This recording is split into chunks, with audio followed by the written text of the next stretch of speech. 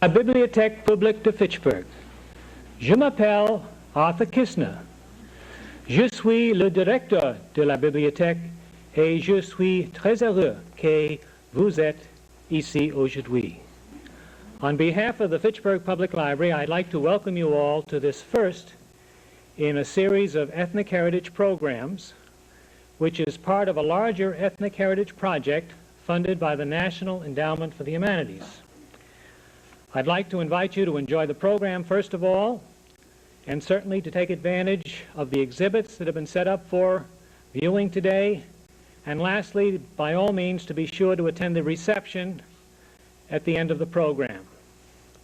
I'd also like to specifically invite you to visit the Rosenbaum Ethnic Heritage Room on the second floor of the Wallace Library, just outside the reception area. That room has been set aside for books and other materials about all of the ethnic groups in Fitchburg, and Linda Newman of our staff will be on hand to show you the room and to point out some of the books and other materials there and to answer any questions you may have about that room. Also, I'd like to take advantage of this opportunity to recognize the organizations and the individuals which have been working with the public library on this project. First of all, I want to recognize our own friend Margaret Kelty, who's sitting right down here in front, who's been the community coordinator. Stand up, Margaret. Let them all know where you are.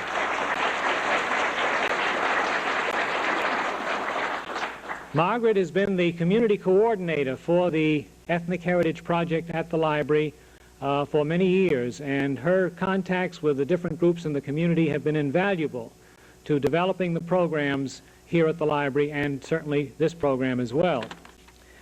Also, I want to recognize the fact that the Fitchburg Historical Society has been involved in this project, and its resources are being made available to all of the local committees that are working on this project. Also, the Fitchburg State College, and I might point out that Eleanor West, the curator, is on the coordinating committee. Also, the Fitchburg State College, who is well represented today with Gunther Hoos and Dr. Ryder, David Ryder, who are handling the video of this particular program. They'll be videotaping the program so that it can be seen elsewhere and seen again and again in the community. Also, they will be working with each group to produce a slide program about the culture of each group.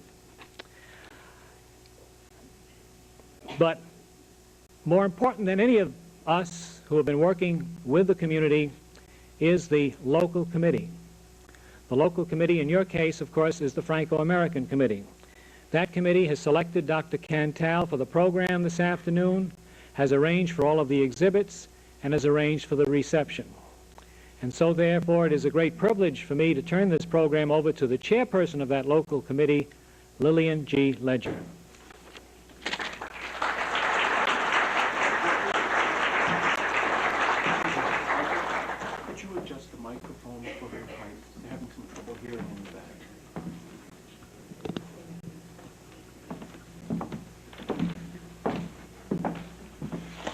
Thank you, Arthur. Je m'appelle Lillian Leger. Bonjour.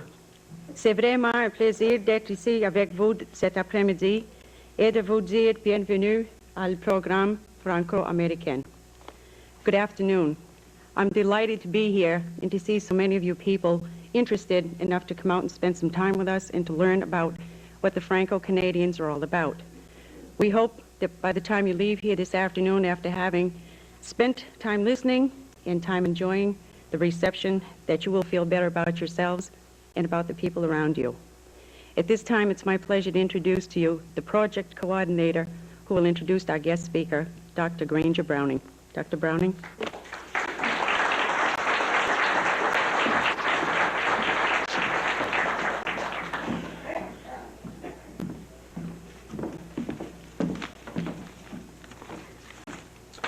Thank you very much, Lillian.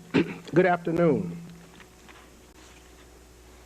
The Fitchburg Mosaic, a portrait of a city's ethnic group, is the theme of this 13-part series, Ethnic Heritage Series, sponsored by the Fitchburg Public Library under a grant from the National Endowment for the Humanities.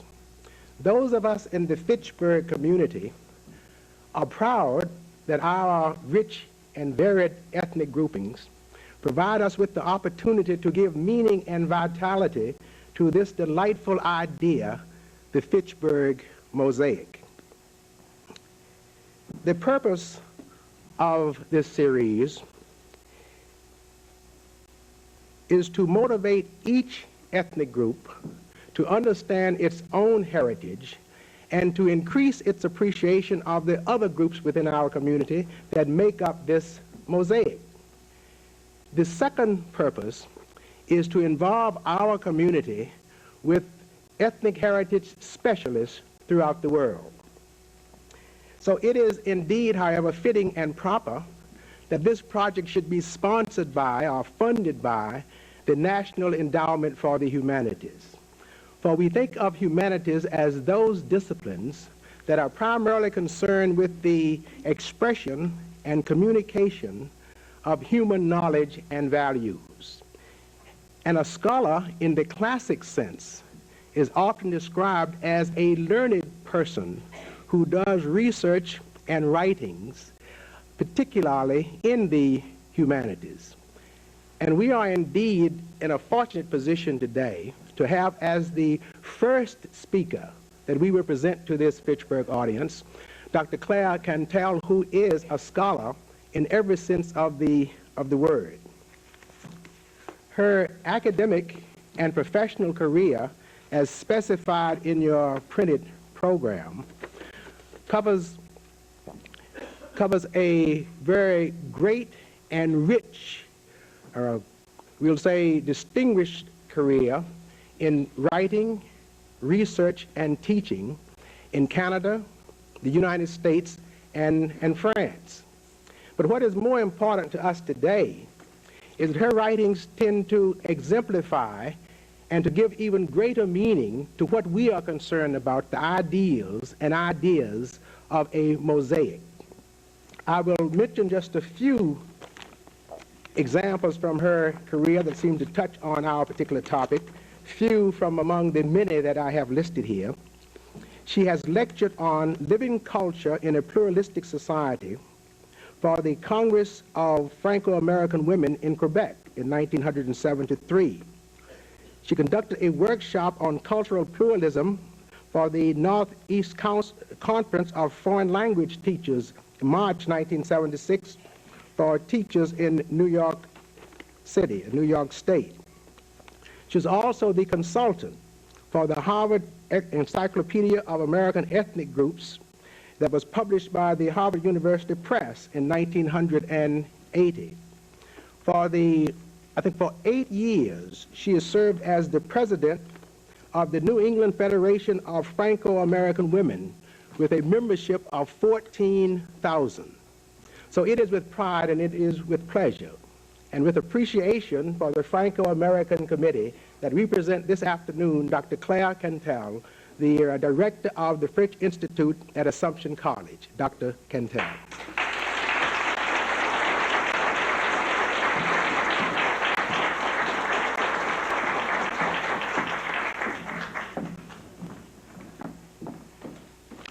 Thank you all for being here. I'm delighted myself to be back. After a number of years, you'll recall that it must have been on or about the bicentennial year that I was here first.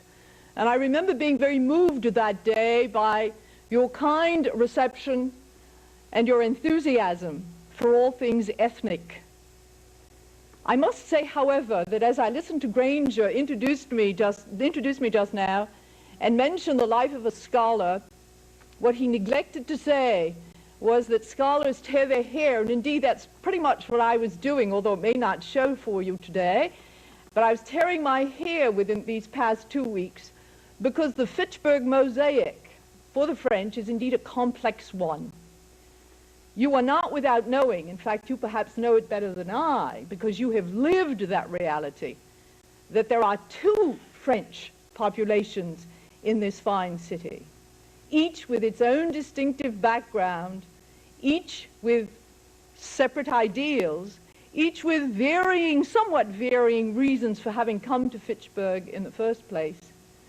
And in all other areas of New England other than Fitchburg, they are groupings that do not necessarily blend together very much.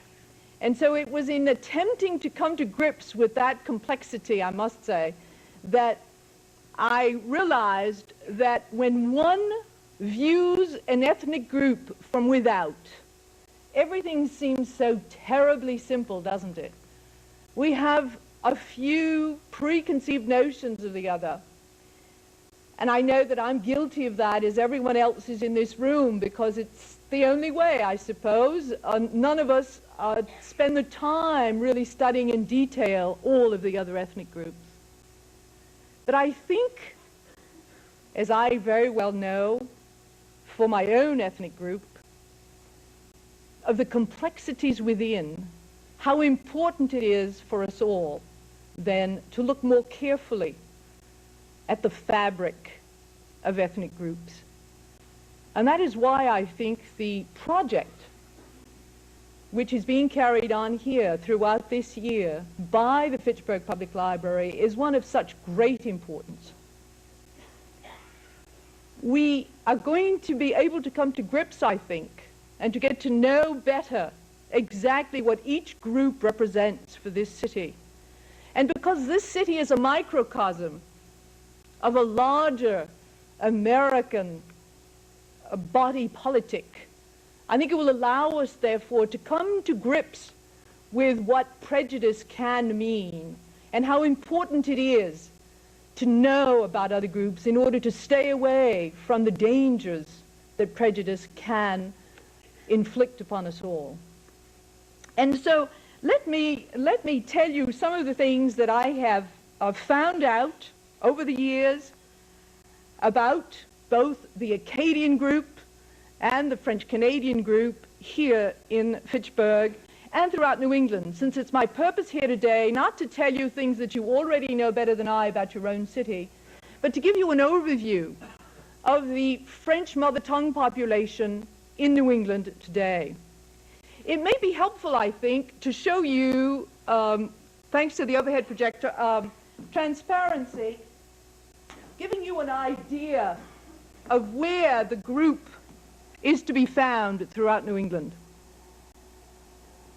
And you will find Fitchburg very quickly, I'm sure, and you will see the larger white circles, by the way, the very large white circles represent a population of 30,000 or more in a given area. And the circles get progressively smaller with the diminishing size of the population until we get to the very small black dots. So the large white circles are where the largest concentrations are to be found. You will notice first that in extreme northern Maine, you have a very special kind of population. It's an Acadian population. It's an old population. And it's one that has found itself there, really, is American because the treaty was signed in the 1840s, making them American. It was contested territory until that period in time. Those are Acadians who found their way back to northern Maine after having been deported in 1755 and thought they were settling in Canada, as a matter of fact. And so that population is a very special kind of population. All of the other populations, as you come south, are populations that were attracted here in the 19th century, in the late 19th century. And let me begin to distinguish between the two populations now. The French-Canadian population began to come in the 1840s as a trickle, but arrived here in very large numbers during the Civil War. When I say here, I mean the mill towns, the industrial centers throughout New England. The Acadian population came somewhat later, in the very late 19th century, the 1880s and 1890s, in smaller numbers. And then even as post-World War I, actually, most geographers now are seeing that the largest numbers came after World War I and through the 1920s. Something that needs to be pointed out here, and something that you may already know about, is that throughout the 19th century and into the 20th and the 1920s, as a matter of fact, there was a strong nativist feeling among the American population of fear that the arriving immigrants would destroy the fabric of American society, might change the values set up by the old Yankee stock. It was a very real fear, and certainly was founded mostly on the unknown. They could not guess, they did not know in advance, they could not, whether the arriving populations would be loyal Americans. And indeed, in 1881, the Massachusetts Bureau of Labor Statistics labeled the French Canadians, 1881, the French Canadians then as a horde of industrial invaders and not a stream of stable settlers. They were fearful that the French Canadian group, as it came in, was coming only temporarily in the case of Canadians, because there are differences between the Canadians, by the way, including the Acadians, and of course anyone who would have come in from Italy or from Poland or even from Ireland. In passing, you will know, of course, that the Irish came first. They were here in the 1840s in very large numbers. And so they have a one generation's jump on, if you like, the French Canadian, who came more in larger numbers during the Civil War. Speaking of that, one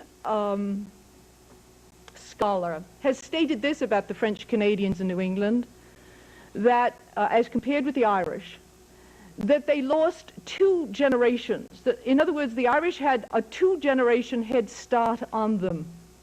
1 generation because they came earlier, a generation earlier. They gained an additional generation over the other ethnic groups, the Irish, because they knew English. And so the scholars today feel that you count generation-wise if you're looking at the climb of the social or economic ladder. You can take that into account as you're comparing ethnic groups, you see. I think it's a very interesting concept and one which makes a great deal of sense. And so, but people who came from Ireland or from Poland or from Italy had come a long way. They had crossed an ocean. But what about people who'd come in from New Brunswick or the Maritimes generally, or from the province of Quebec? They were very close to the homeland. Indeed, although they were considered strangers in this land, they were not strangers to the continent, where they had been since the 17th century. In fact, Acadians are very fond, and I'm going to, I think, please a number of my Acadian friends by saying this, are fond of saying that when Port Royal was founded, it was 1605, which was 3 years before the founding of the city of Quebec, 1608, and you all know about Plymouth being 1620, and so I hope I've gained a lot of friends by making those points.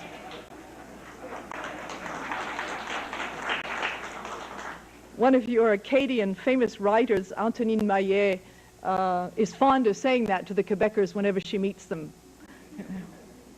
We were there before. We were on this continent before you were, she says to them.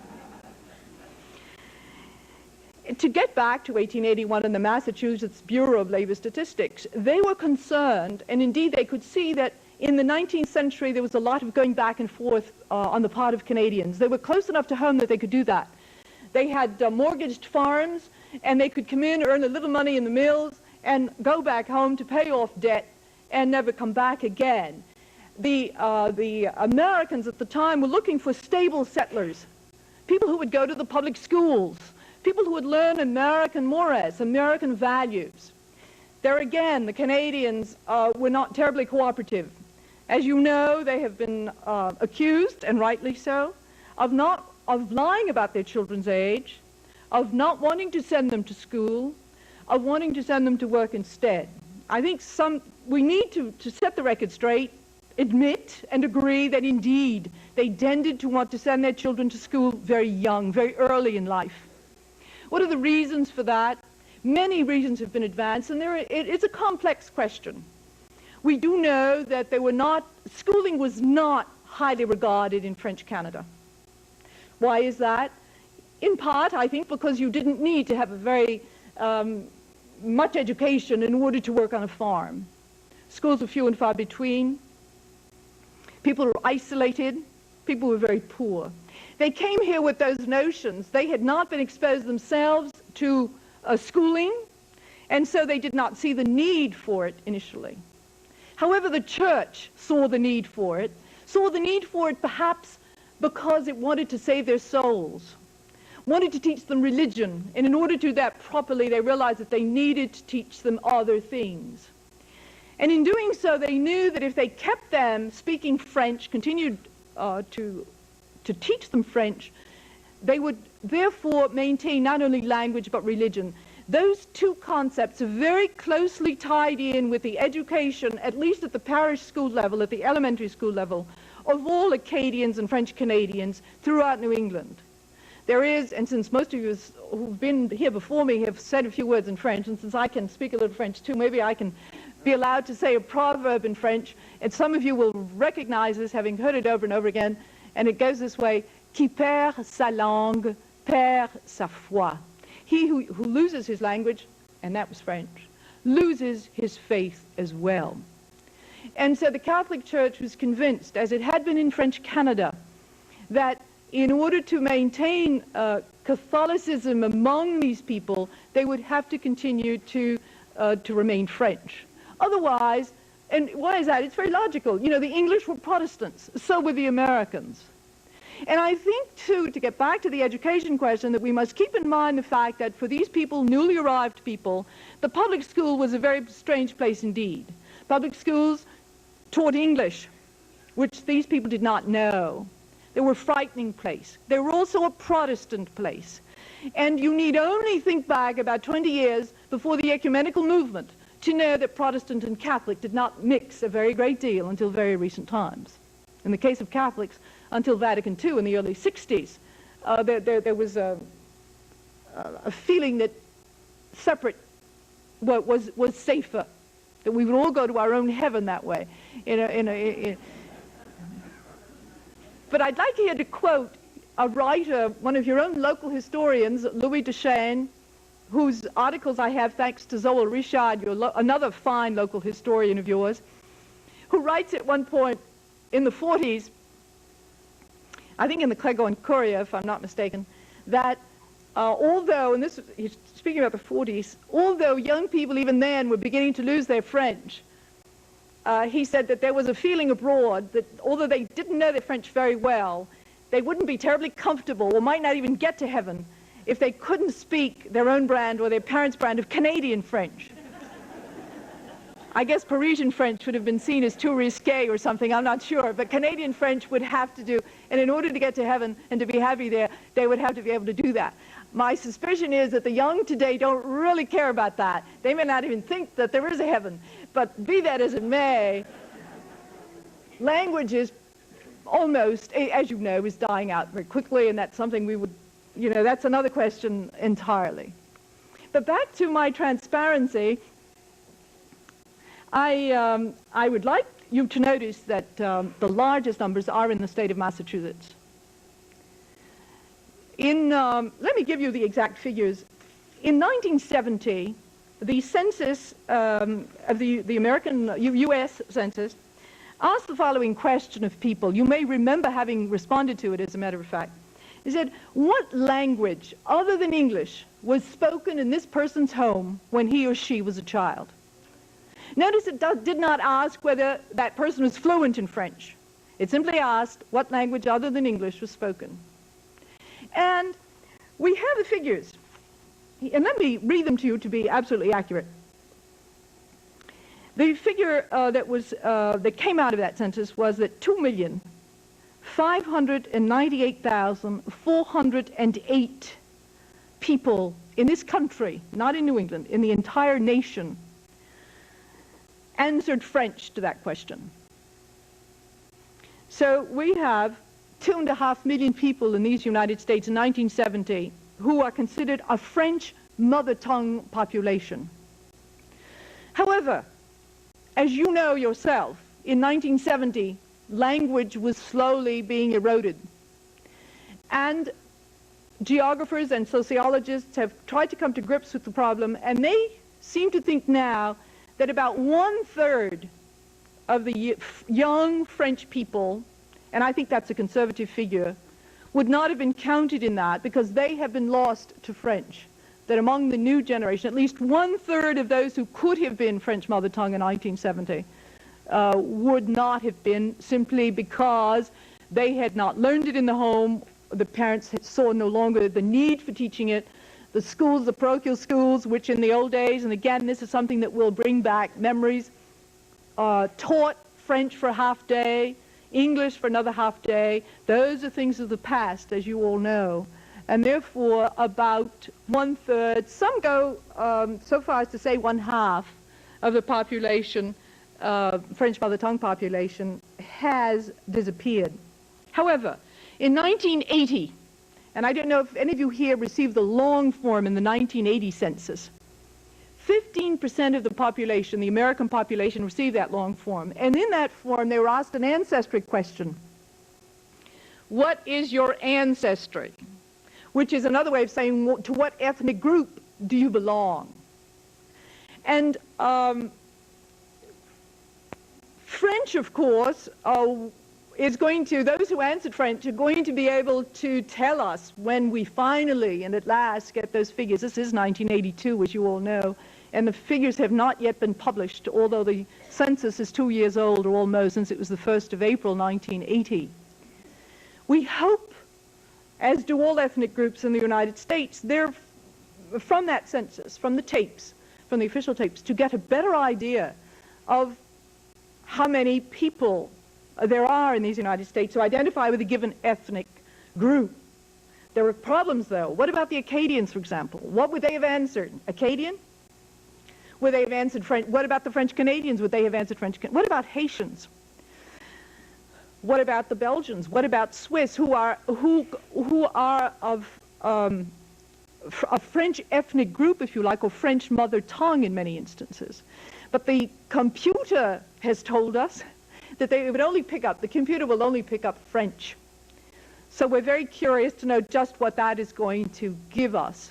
Will it show up in those tapes, all that 1/3 to 1/2 of the population that we think was not counted in 1970, given the type of question? Those people, in other words, who would say French, but who would not be able to speak French. And what happens when you are of mixed ancestry, as so many people are today?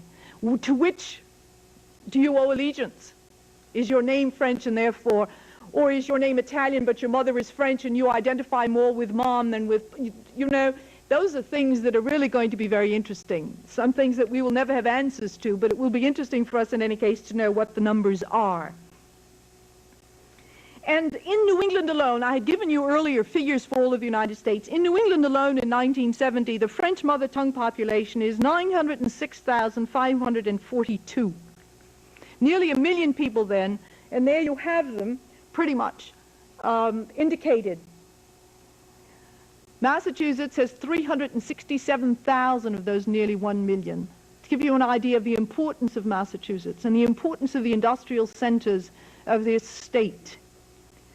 One geographer, who is now at the University of California, likes to point out that if you think in terms of the Merrimack River, the Blackstone River, and particularly those two, and the Androscoggin, perhaps, if you think in terms of Maine. I don't know if you know that the Merrimack would have Manchester, Nashua, do you see it?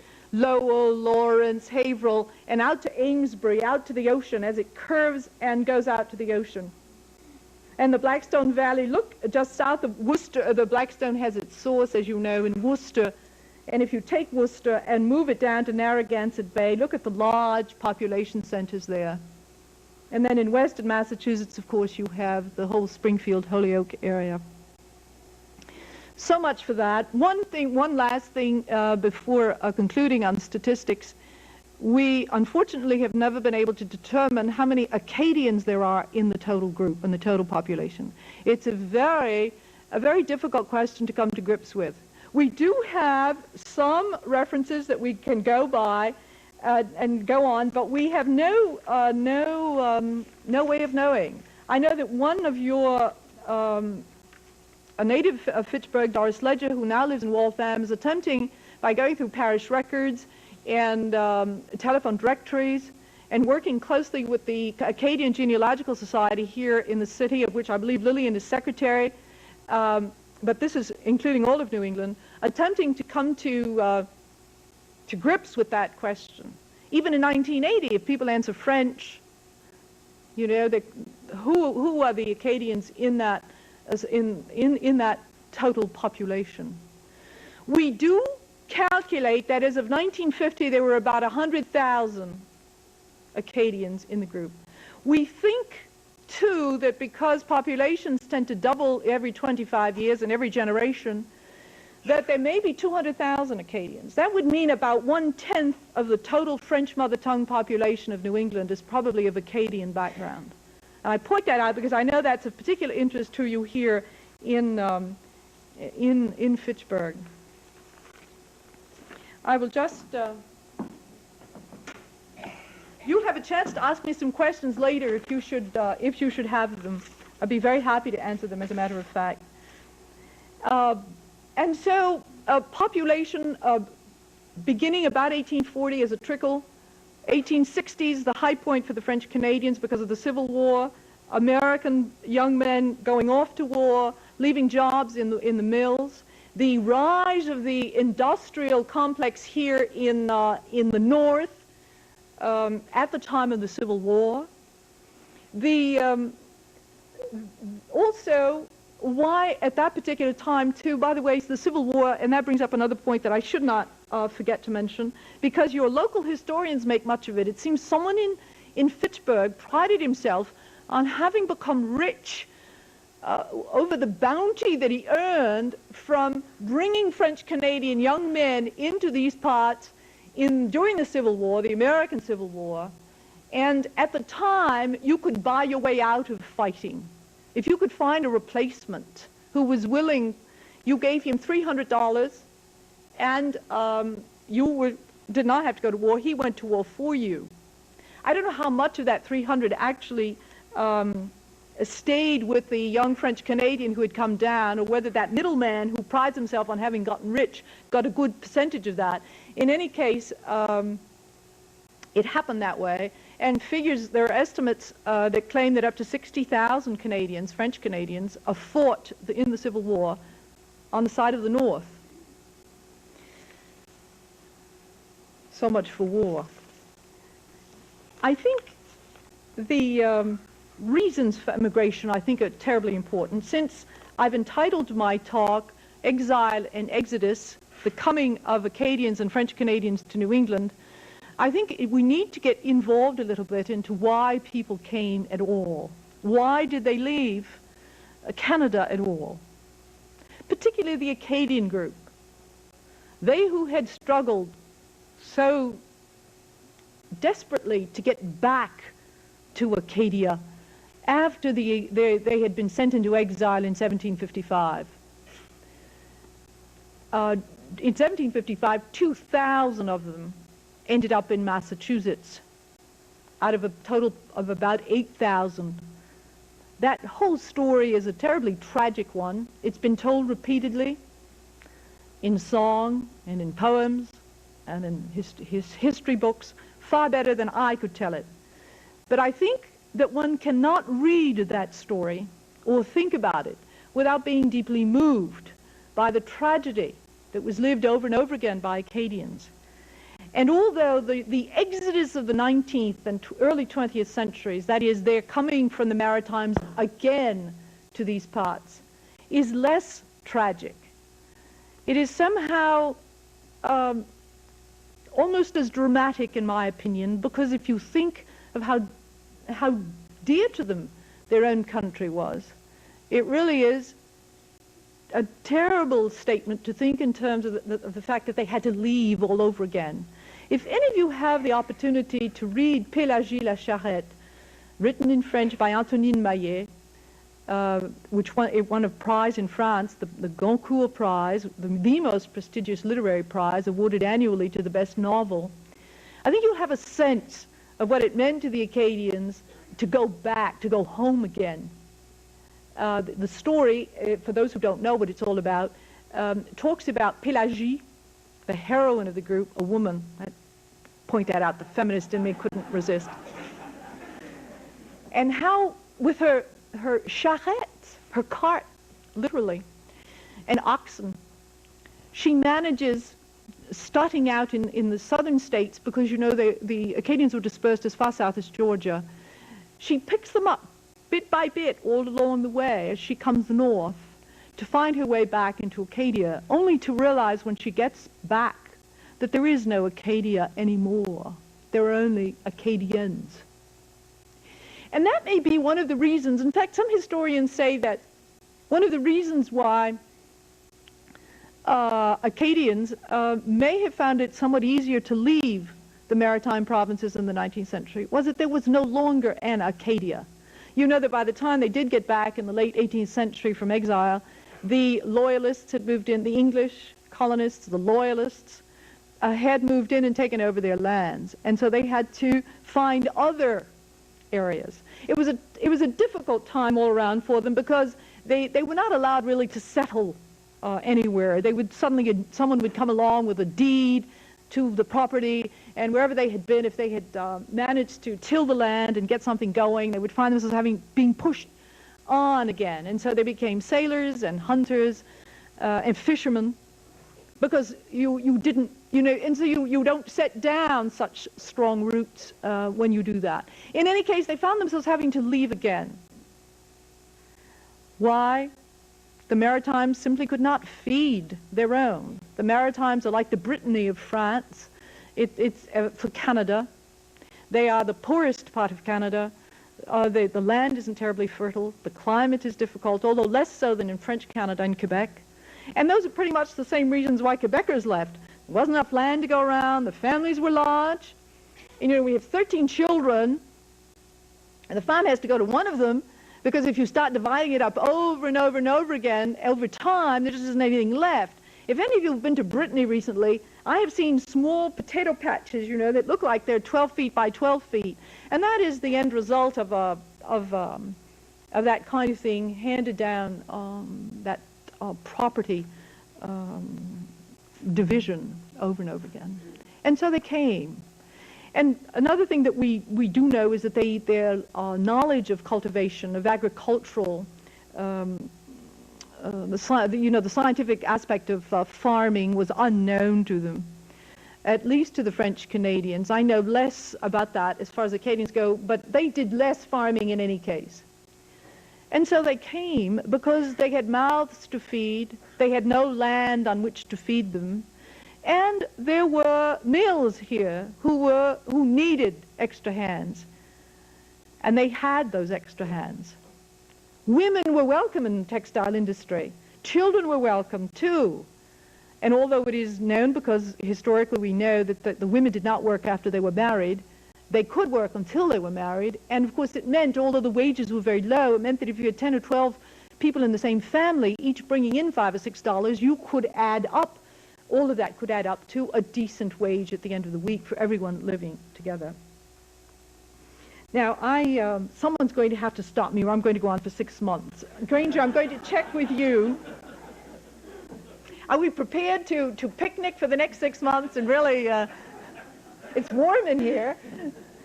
The atmosphere is good, and so forth. Not knowing at what time I began, I have no idea how long I've been going. Grainger, tell me how much time I have left, would you? He's going to say 5 minutes. That's dangerous, isn't it?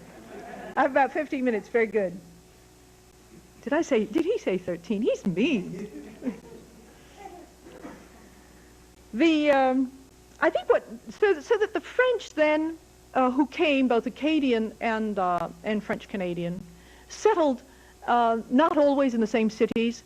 If you think back on the transparency that I was showing you a little while ago, this area, Fitchburg, Leominster, Gardner, are special cases where you have both Acadian and French Canadian populations. In many other places you had just French Canadians, or as in northern Maine you have only an Acadian population. But they lived in very similar manners. They had large families, most of them. They lived poorly, but happily. It would seem from all that we can read about their customs, their way of life, that although they lived in poverty.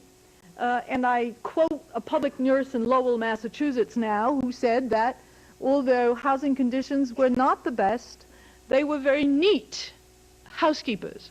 They kept their homes very neat and clean. And as I think about my apartment, as I say that to you, I say, I should have inherited those atavistic tendencies. Somehow it wasn't handed on. It's all right. But the language of Acadians and French Canadians was somewhat different. They came from different provinces in France, and you must remember that in the 17th century and in the 18th centuries, think of Italy, it's the same situation. People spoke the language of their area. They did not speak a centralized language. In the case of France, they spoke a provincial dialect. And it is well known that when they came to, say, French Canada, one of the things that amazes linguists today is that people from the various provinces could get together and develop a language which everyone understood. And you need only speak to old-timers in France who are speaking their dialects to know how difficult that had to be. Be that as it may, there are differences between the Acadian and the French, but not that much, not that great. And what has happened, I think, in a city like Fitchburg, but please correct me if I'm wrong, has happened in Gardner, I know also, is that the young found themselves in the same parochial school. And I think that's all that you need to do to find yourself going to school together. Intermarriage takes place sooner or later, and the differences are diminished thereby. And I think that we can therefore use Fitchburg and be proud of Fitchburg as that microcosm that I referred to earlier that shows that people can indeed get along. But notice the divisions within the French too, as I said earlier, how the French are known for constantly dividing and subdividing and complicating things. Now, I didn't say that, did I? It explains, I think, why on the political scene the French have never been very successful. I think the French are more suspicious of one another than they ever will be of anyone else, of any other ethnic group.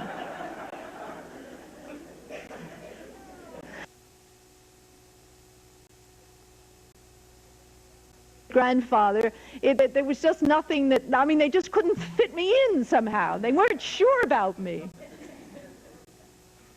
That reminds me, speaking of great-grandfathers, about the way Acadians identify themselves. You know, because there are only about 100 family names, you know, among the Acadians. And that makes it, you know, if you're a LeBlanc, and there are about 50,000 other LeBlancs around, I may be exaggerating slightly. You have to go back, you know, through all of your grandparents' first names in order to identify which LeBlanc, which of the LeBlancs, you know, you're descended from. I think that's fun. But I think it also points out that although we have been on this continent as French speakers since 1605 in the case of the Acadians, that's the early 17th century, don't forget, we are still have retained very French characteristics nonetheless, with an intermingling and an overlay of North American characteristics. But you need only go to France to realize that you haven't changed all that much over time. I don't know whether that's good or bad, by the way. The French, as far as, there were a few, just a few topics I would like to touch upon here before closing. The parishes, the importance of the parish and the parish school to the both Acadians and French Canadians, and how in a city like Fitchburg you can count 4 national parishes, which is really rather impressive in a city of 40,000 people. The need to group around a parish, to have your own parish school in order to maintain that language I was telling you about.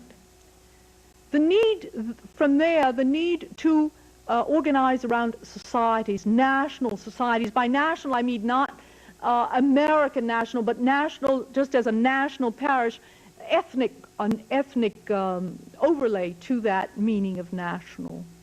And you all know that this city and Waltham are still fighting over whether Fitchburg or Waltham is the founding city of the great Société Mutuelle de l'Assomption, which has its headquarters today in Moncton, in New Brunswick, but which, and I think Fitchburg should be very proud of the fact that there are local, and I think the first president of that society was a man from Fitchburg, and if I'm not mistaken, he was a Leger.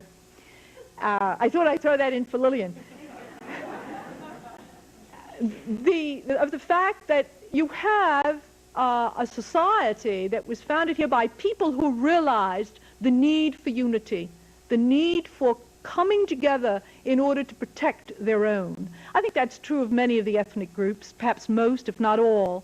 But it points to a very practical sense, and also a sense of, if we don't take care of ourselves, no one else will. And the need, therefore, to be protective of the members of one's own ethnic group. Remember, the state wasn't doing it for you in those days. And the main thing that they did was people would pay 50 cents a month, if I'm not mistaken, to become a member of these associations. And whenever a member died, if it was an adult, the family received $40, and if it was a child between the ages of 7 and 14, the family, I think, received $25. It was an infant between the ages of 0, say a day old, and 7, I think it was $15 that the family would receive, and it allowed for burial costs, and it tided the family over. You see, it was a very practical approach. At the same time, it was a way of showing one's Christian charity to one's own. The schools, as I said, taught language as well as religion, and as I look back, they were probably the two main subjects on the agenda, language and religion. And do you know, I still teach French to this day, and I was sharing with my students in a poetry class, of all things, that I still remember some things that I learned in the 4th grade that I, as a teacher, am still using. And it's an amazing thing how that stays with you, and how effective that discipline, that terrible discipline of the good sisters was. I see some down there. And it paid off. We hated it, I suppose, although I don't recall hating it all that much. I loved school. I was one of those. But those things do stay, just as one's notions of religion very often. And I say that, I think, and in doing so, I'm also thinking that very often our religion hasn't gone beyond that stage, and that is probably very sad. But in any case, there are rudiments of religion there that go back to one's elementary schooling. Now, a few words about labor unions, politics, income, housing. Grainger is now dying, he's saying. She's surely going to go over those her time. Labor unions. What about labor unions? The French were not joiners of labor unions. They were seen by them, I believe, first of all, I think they are so respectful of law and order. They were also so grateful to have jobs. And the salary, though small, was so much more than they had known as farmers in Canada, that they were willing to work. They were very docile workers, very conscientious workers, very hardworking. There are young people in the group today who resent that fact, who say we were meek and mild and gentle, and that's awful. You know that the patron saint of the French Canadian is Saint Jean-Baptiste, often pictured with his lamb, and the young today say, awful to be meek as a lamb. They don't like the identification. And someone has recently written saying that John the Baptist was clearly not a meek man if he could go out preaching the good word, and if he could go into the desert with nothing at all, he had to be more than just meek. But unfortunately, he's portrayed with his lamb, and that is the image that has been handed down. The image, too, you've all heard, I'm sure, the folk song Alouette, the lark. The Alouette, and I'm often reminded of the fact that the image, the symbol for Americans is the eagle. And if you start comparing the two, one is going to be eaten up rather quickly by the other, I'm afraid. And particularly the French want to pluck away at all the parts of that poor old lark, Alouette, so that it doesn't have a chance. The priests in Canada had preached docility to their flock. They continued to preach that same approach in New England, with the result that the French Canadian, and I believe the Acadian is similar in this respect, was not a joiner of labor unions. in fact was at one time referred to as the Chinese of the East, as a group. Why the Chinese of the East? In part because they maintained their own language. They set themselves apart more than other groups. They did not attempt to integrate.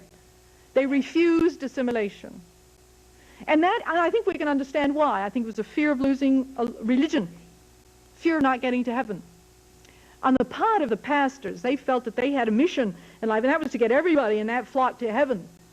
And they had to do it in the way they knew best, and that was to keep the group apart from any contagion, a contagion in the moral sense. I don't mean physical here. Intermarriage was frowned upon, even with another Catholic group, although that was less frowned upon than with Protestants, because there was a fear there that if you lost your religion, all was lost. We are talking of very conservative times, and things have changed drastically, as you yourselves know.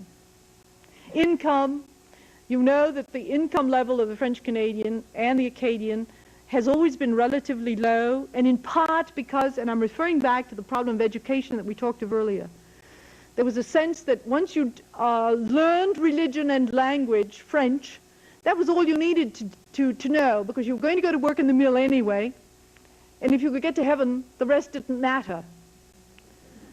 And so a secondary school schooling was out of the question. Although many people from Fitchburg and from throughout New England were sent back to French Canada, as you know, to the Collège Classique there. Assumption College in Worcester was another case in point where people could go, could attend. They were the format of the 8 years of classical schooling.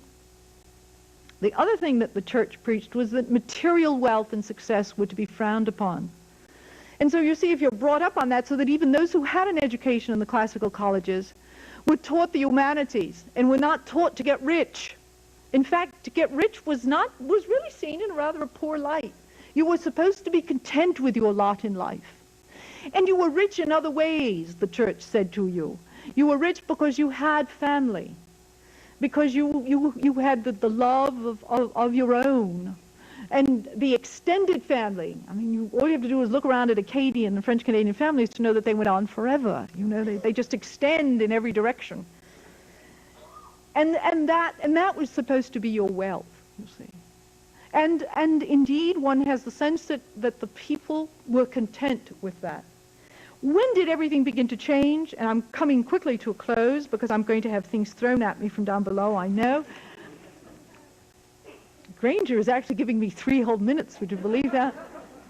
I'm so nervous about having 3 minutes that I forgot what I wanted to say. Perhaps I should conclude by reading a statement that I prepared 2 years ago for a conference at the University of Maine at Orono, in which I say, pride in one's origins, pious adherence to the traditions and faith of one's forefathers, the need to remain somewhat apart and aloof from the American way of life in order to remain faithful to the patriarchal mores of one's people. By the way, I say patriarchal, knowing very well that there are people in the audience who are probably saying, no, it was a matriarchal society. My male friends tell me it was matriarchal, as they recall it. I, as a woman, think it was very patriarchal, but maybe we can argue that one later. This, in essence, was the message handed down, repeated tirelessly at every occasion and with impressive results. The mystique of la survivance was preached to the New England Franco-American quite as much as it was to his fellow French-Canadian. And Acadian, I'm sure, although in a somewhat different manner. Verbs such as maintenir and conserver occur again and again in official documents and speeches.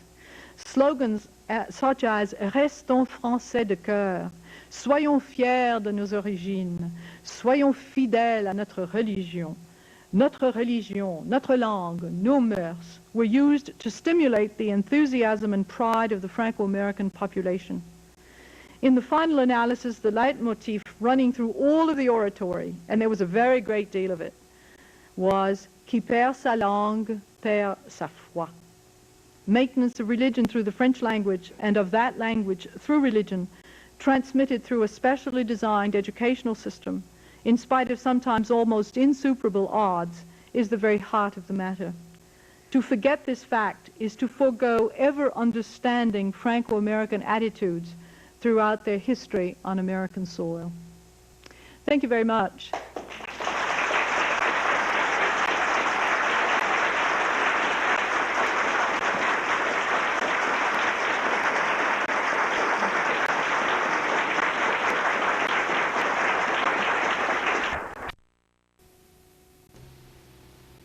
I must share with you that I don't think it would have been published in the Boston Globe. Now, there may be a member someone from the Boston Globe out there, but let me tell you my own innermost feelings. Do sit down.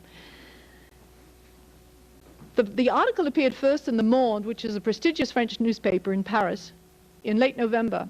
It was picked up and translated by The Guardian, which is another prestigious paper in London, or originally Manchester, England. And the Globe called me about 3 weeks ago to say that they had seen it in The Guardian and were interested in publishing it. And it does have a picture of Assumption College, and that's why I was being called, and Assumption is mentioned in the article. But I pointed out to you, since many of you probably do read the Globe, and it may complete some of the things that I have shared with you today. Yes, I guess we're all ready, and I'm supposed to... you are all keeping your fingers crossed on this one.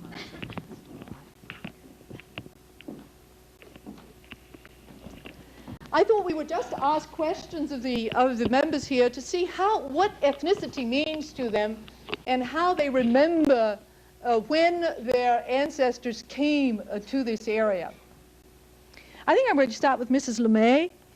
And Mrs. LeMay, you have a particularly interesting background because you, I think, are both Acadian and have some French-Canadian blood, don't you? Could you tell us about that?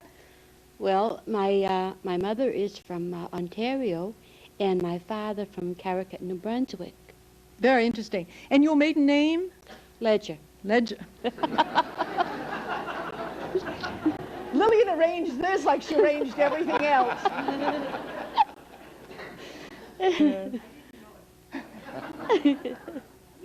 Do you know that Leger name is something else? Well, if you have had a chance to see that lovely statue of La Sagouine in the case out there, the wooden statue, La Sagouine, you know that the impersonator of La Sagouine, she who has given it true life and true meaning, is a Leger. Viola, a native of Fitchburg, whom I personally do not know, but I have met her mother here and her sister Doris, and I think you all in Fitchburg ought to be very proud of someone who is making a name for herself on the Canadian stage and in Europe as well. All Legers have to be outstanding people. But you see how interesting to hear Mrs. LeMay say that Ontario, you see to what extent that diaspora of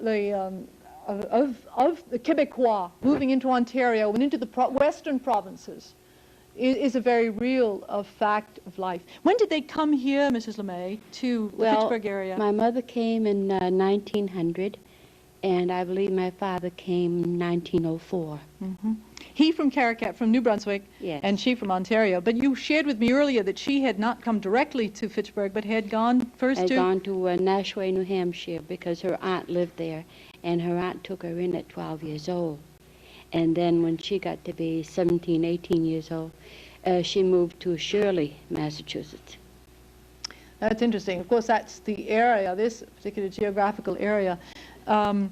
Notice, too, the fact that people moved around a lot, not only in Canada, but also in New England. Why, every mill town looked very much like every other mill town, you know, and the jobs are pretty much the same.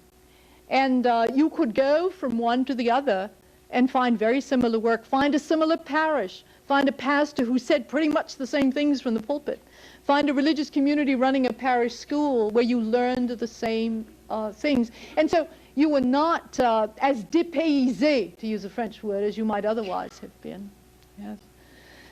And so your father, you said, did what kind of work, Mrs. LeMay? He was a logger, worked for a logging company in Canada, and they decided to move to the United States because they thought they could do that same particular work here in the United States. And they moved to Shirley, Massachusetts. Very good. Mr. Tousignant, I'm delighted to have you here today, by the way. Un ancien du Collège de l'Assomption, Monsieur Edmond Tousignant.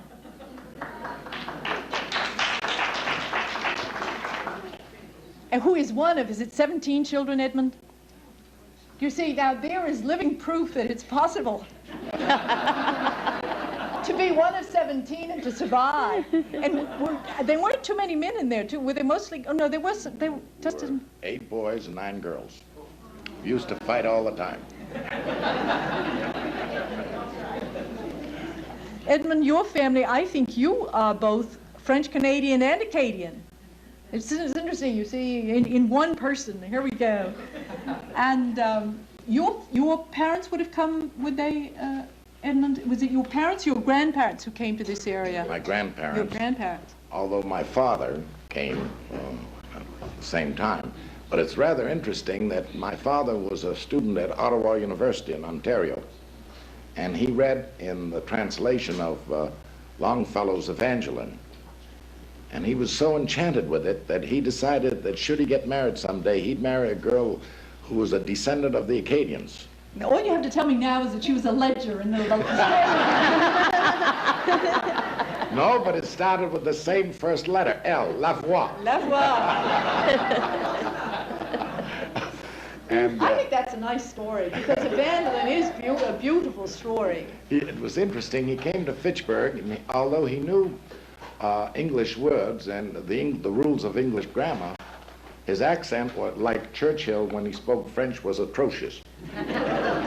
So he came to the American woolen mills in Fitchburg, where there were various sections of French and Irish, Scotch and Polish and Italian. My father insisted on going the Irish-English section so he could learn English. It was very difficult for him. The Tousignants have always been daring. But he learned English. And in the process, he met my mother, who was originally, years and years ago, from New Brunswick, but came to Bangor, Maine, where you had mentioned there were very large Acadian groups. And they were railroad builders. And Fitchburg was a very important junction at that time, and the Boston, Maine had a very large car shop here.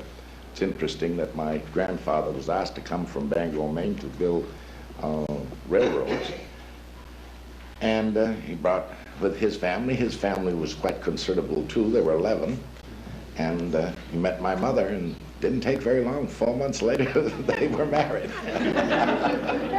Was that at that would have been about what year? Do you remember? I mean, when they first came? 1905 to 1910, before the First World War. Yes. Well, you two have memories of Fitchburg the way it was then. Lisa has none. But I spoke to Lisa just before the program today, and we were chatting about what it means to be a member of an ethnic group and whether she is seen as a member of an ethnic group by her friends at the high school. Could you share your answer with the group, Lisa? At the high school, I'm just seen as an individual. Nobody sees me as being French. They just see me as being an American. And does it mean something to you, though, to know that you are French, Lisa? Yes. Can you speak French? No. Lisa shared with me that she hopes to go into the service when she finishes high school, and so I asked her if she thought that knowing French would be, or could have been, of some help to her. Do you want to try that one? Well, if I do join the service, it could be somehow if I go overseas in France or something, but otherwise I don't think it'd be any help. Speaking of going overseas, I know that Edmund went overseas in World War II and did use his French, didn't he? Oh, indeed. The fact that I was chosen for the arm of the service that I worked in intelligence, the first plus was that I spoke French. And several times in French North Africa, in Morocco, Tunisia, Algeria, in France, my commanding officer said I was worth 2 soldiers because I could be very close to the French, and I could interpret them and I could understand them. But also I was American, so I could understand Americans, so I was worth 2 soldiers, and it pleased me no end. LeMay, what do you think about your French and your being bilingual? Or would you say that it has enhanced your own life in any way? Oh, it has very much. I love the French part of me more, I think, than the English part of me. Because when I meet people that are French, that want to talk French, I'm able to speak to them. And the English, well, we just take it for granted. Yes. There are some who say that the French is a language of the heart for them, and the language of childhood. There's a great deal of sentiment involved in a language when you identify that language with your family, with your childhood. Do you have memories of your childhood? Oh, very much. The best memories, I think, are the singing in French and the quadrilles, you know, and all that. When I was one of the younger ones, I didn't have all the fun, but my older sisters and brothers, they did. And the folks that we had in Nashua, New Hampshire, were all French. And on weekends, was always a gathering, and they'd come to our house one week, and the next week we'd go to theirs. And Mother would always clear out a whole room, a whole bedroom, take everything out, and we'd get a caller, and just a violin player, you know, and he'd play for the quadrilles, and it'd go on all night, all weekend, and then the French singing and everything else. And of course, I was little, but I still, you know, enjoyed it very much. I'd have to stand in the corner somewhere, but you know, because most of the time they'd say go to bed, but I didn't go. I wanted to, you know, to hear everything and see the dancing and everything else, and I thought that was marvelous. But by the time I got old enough to do the quadrilles and all, they weren't doing it anymore. Do you know, her memory is very similar to a Louisiana situation where they're called fête dodo, these all-night dancing sessions on Saturday nights. And they're called fête dodo because entire families would come along with little ones like Anna's. Yeah. And the little ones would be put to bed and be told to fête dodo. Well, like, I think they slept to the sound of stomping feet and fiddlers. Managed somehow. Yes, it never bothered us. They loved it. And it's been proved too by research scholars that the song, the fiddlers, the music there is heavily intermingled with Irish, Scottish, and French strains in fiddling music and the quadrilles. Square dances, American square dances, if any of you have thought about some of the words that are used in calling dances, and in French they say les danses collées, they actually use the word call. They simply made it into a French word. And so square dancing and quadrilles are very, very closely related. Did you dance quadrilles, Edmund, when you were young? I sure did, and I was pretty good, too. And a very great part of my youth and many of my friends of my generation, the nicest memory they have is singing in the family parlor, singing French songs like Sur la mer Méditerranée and all the rest, the songs of old Acadia from the sea. It's a very living part of my youth. I have a similar memory. I have to admit that whenever I hear the old songs, it's a very heartwarming situation. I'd like to point out to you that on the 13th of March, speaking of that, particularly for the Acadian population in the audience today, we are bringing down to Assumption College for dinner and concert afterwards an Acadian singer from Moncton. Her name is Charlotte Cormier. There's a poster showing her with her guitar in the entrance.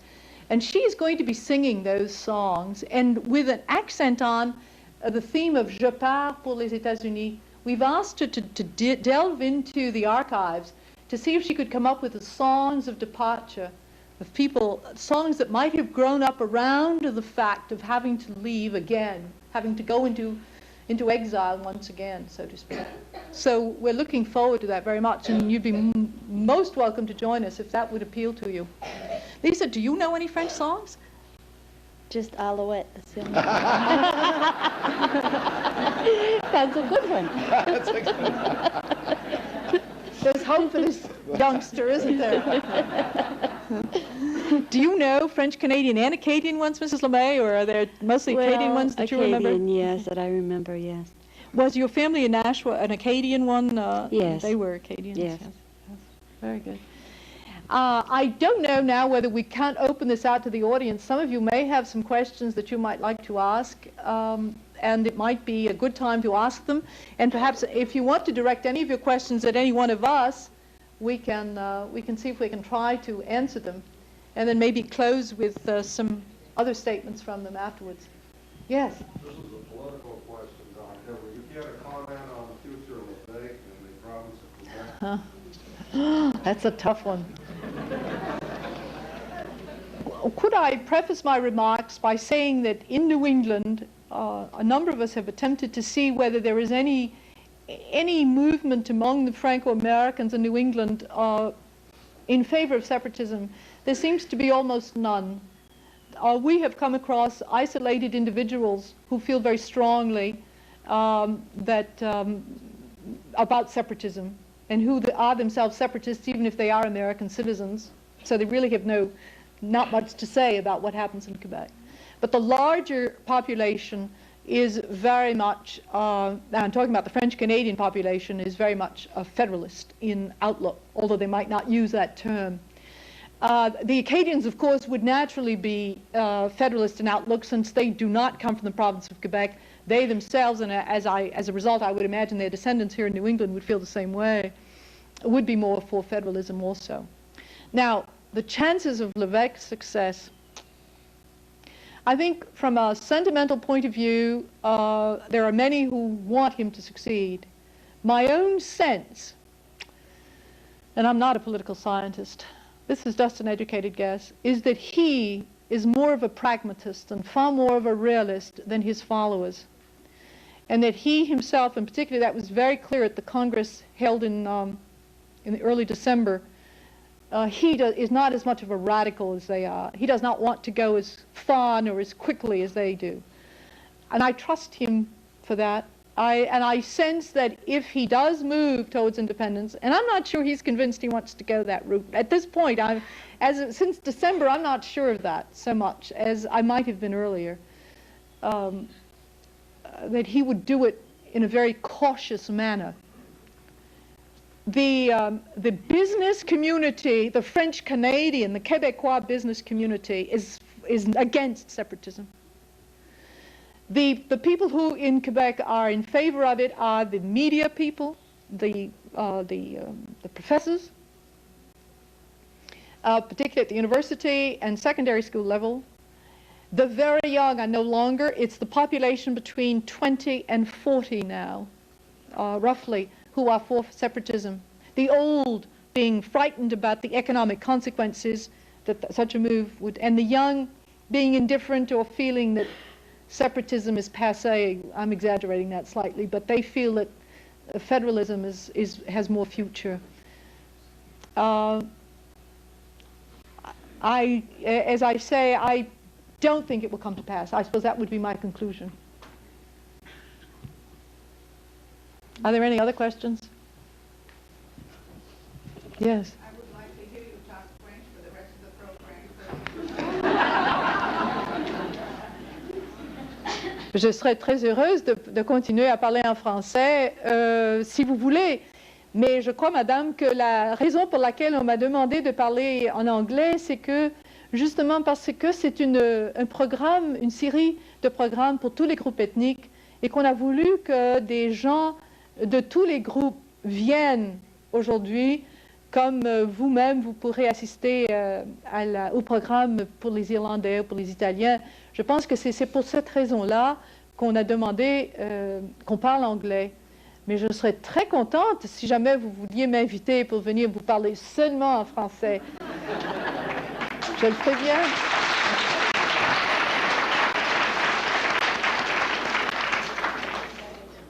In case some of you out there who don't understand French are wondering what I was telling her, I was simply saying that we are accenting English today because it is, these programs are meant to be heard and to be attended by members of all ethnic groups.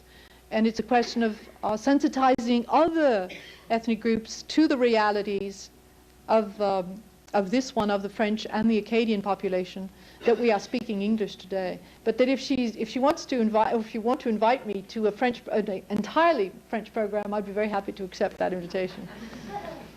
Yes? You have made any mention about the French immigrants who came from France directly. Now, is that just a small group, and did they integrate well here Yes. with Well, the other French groups? Yes. Well, in the 18th century, many French Huguenots came to this country. A Huguenot is a French Protestant, and they are termed Huguenots. Because they were Protestants, they intermingled very quickly and intermarried very quickly with the Native American population. Paul Revere is an American Huguenot. Faneuil, he of Faneuil Hall fame. Bowdoin College is named after a French Huguenot who settled in Boston in the 1700s. And those people, in the case of Paul Revere, for example, his father came from the area around La Rochelle, which was a Protestant stronghold. And as a silversmith, he integrated very quickly, in fact, married, not sure if he married or if it's Paul Revere in the second generation that who married an American. But being Protestant, initially they had their own Protestant church where they spoke French, where the sermons were given in French. New Rochelle in New York is another area founded by French Huguenots, for example. And the Huguenot Foundation Society of America has a huge library and research archives and so forth in New York City. They are an elitist group. They are a group of people who have succeeded very well in life.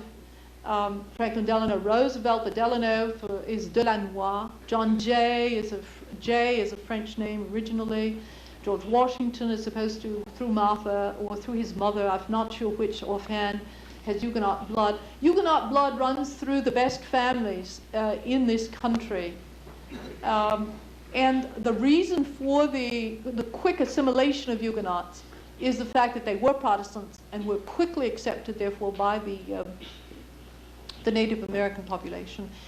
And also pitied by them in many ways because they were seen as exiles from popery. You know, the papists were really looked down upon, frowned upon, abhorred. They were frightening because papists were seen to be under the heel. One of the very few Franco-Americans, by the way, to have reached higher office in this land. They were invited by him then to settle in Woonsocket. They felt that there would be French operatives, French speakers, and these industrialists then would feel right at home. And indeed they did, opened a number of French mills, and Belgians, there were some Belgians who came also, but French-speaking Belgians. And they did open mills. And in fact, their sons came to Assumption College. You may have known some of them, Edmund.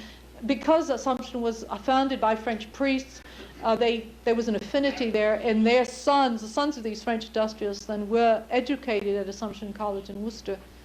In fact, I had a grandson in my class about 6 years ago. The families, they lived in Greenwich, Connecticut. Now that tells you something, doesn't it? And the French who founded Assumption College.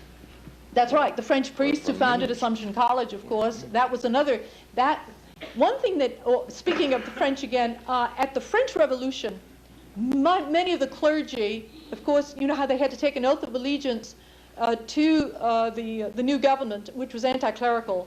Many found it easier to leave. And so the first bishops of this country were French bishops. Bishop of Boston, the first bishop of Boston, first bishop of Vincennes, Indiana, of Santa Fe, New Mexico, of New Orleans, Louisiana, of Louisville, Kentucky. The Sulpician fathers who founded the St. Mary's in Baltimore were French exiles early from the French Revolution, and then again in 1904, 1905 when the French socialists passed anti-clerical laws and banished French religious communities. They came to this country, the Assumptionist priests were among them, and found their way, many of them, into New England because they saw here a French-speaking population which needed education. So that there are ramifications there, you know. I don't know if that answers your question, because then there would have been a trickle of French people over time, but the French are not people who migrate very much. They do not leave France. Of all the countries of Europe, it's the country that has had the lowest migration. Claire, there's this request. It's a Leger request. No, it wasn't passed by a Leger. Oh, I think it's a great idea. The idea is the following. Perhaps we could all sing a song together. Do you think that, is there one that you would, Edmund, tell us a song that you would like? Let's sing Alouette so she can join us. She knows it, yes, she knows it.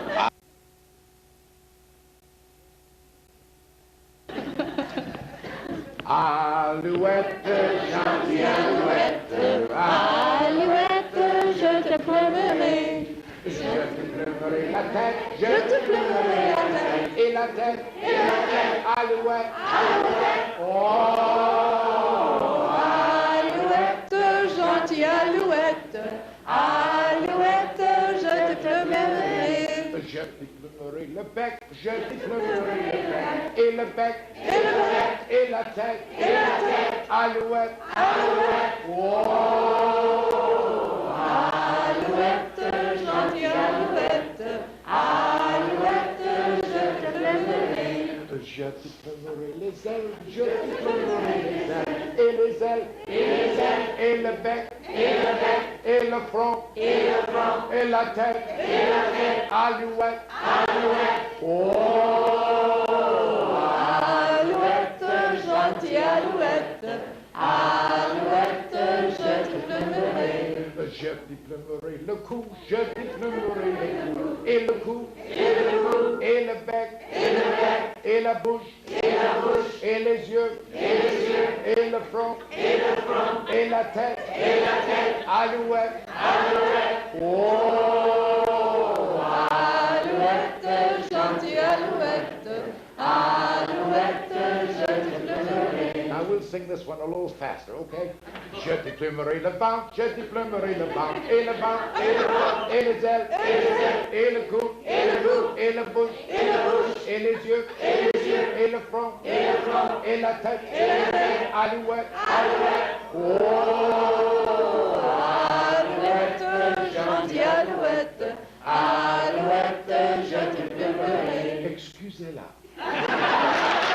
Did you understand that?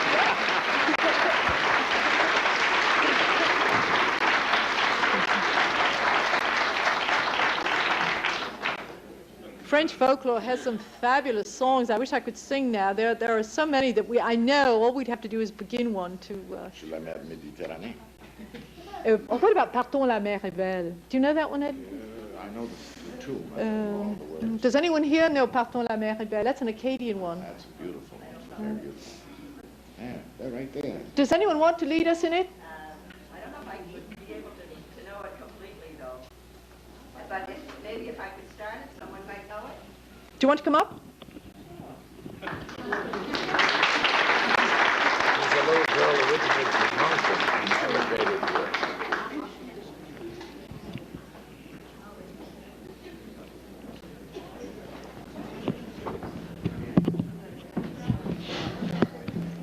I don't know if I could. I hope there's some Acadians in here I that think know I can it. follow you if you begin. Partons, la mer est belle, embarquons-nous pêcheurs.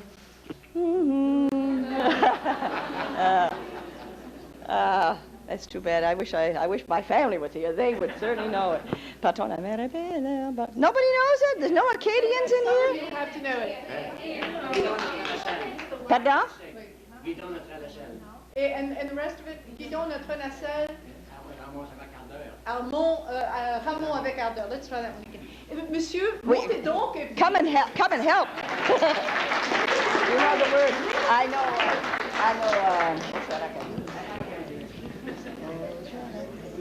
Evangeline. Evangeline. Well, I wouldn't know the word. That's a long song. Yes. But Montez donc, monsieur, pour nous dire les mots. Au cher Acadie, par exemple. I know the words.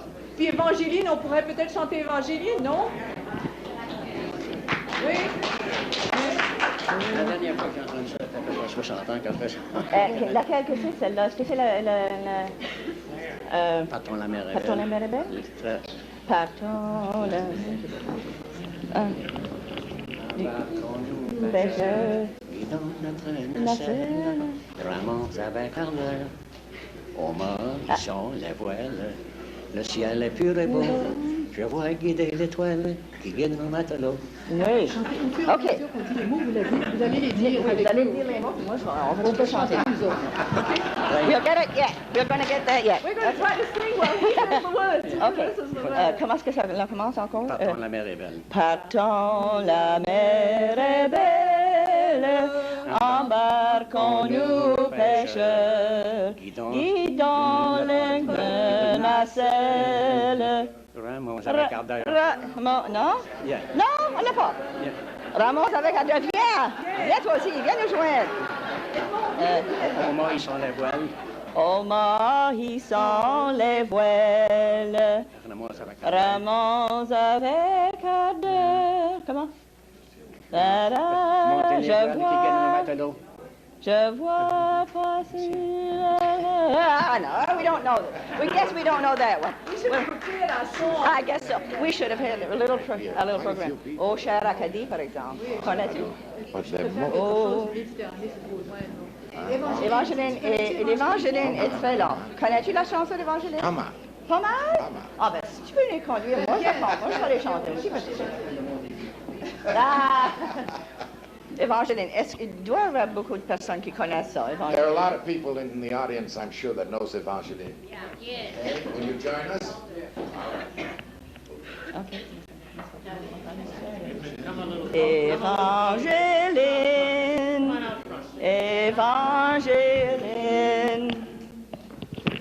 chante ici ton noble nom dans le pays, sur la colline, l'écho répète et nous répond.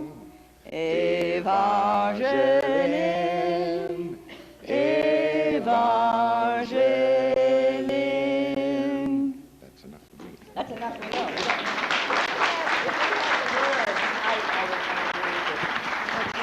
But I don't, I sang that when I was a youngster too, and it's been a long It's time. unfortunate that we didn't bring words and music along because it's a great idea, and all we could, I think, we would simply need to have our memories refreshed about words. The melodies would all come back. But if there's anyone else in the audience who would like to, this is your chance to be a star. Claire, we're the guinea pig for the other committees, the other ethnic groups. They can bring That's us right. That's right. And So, Claire, thank you very, very much. It's been a very, very enjoyable program, and I'm sure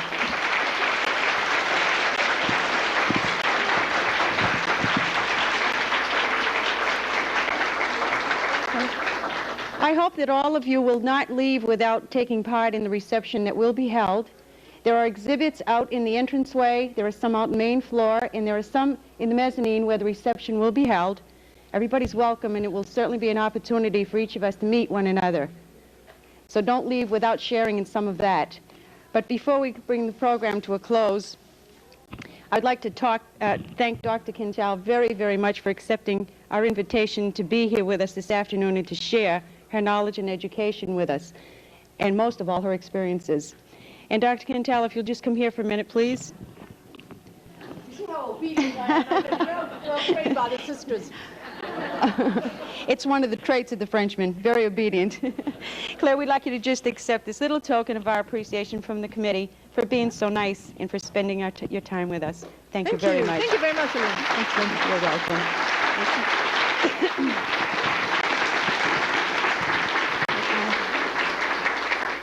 There are other people here that I would like to recognize and express our sincere thanks for their help and cooperation and understanding.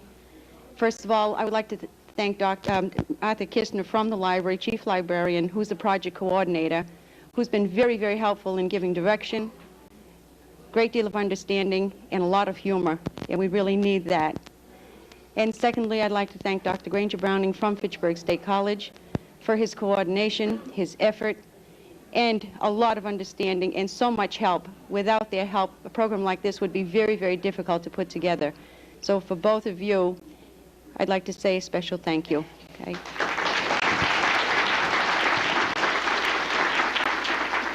And I think a little thanks really goes to our people who have offered to be here and to share their afternoon with us.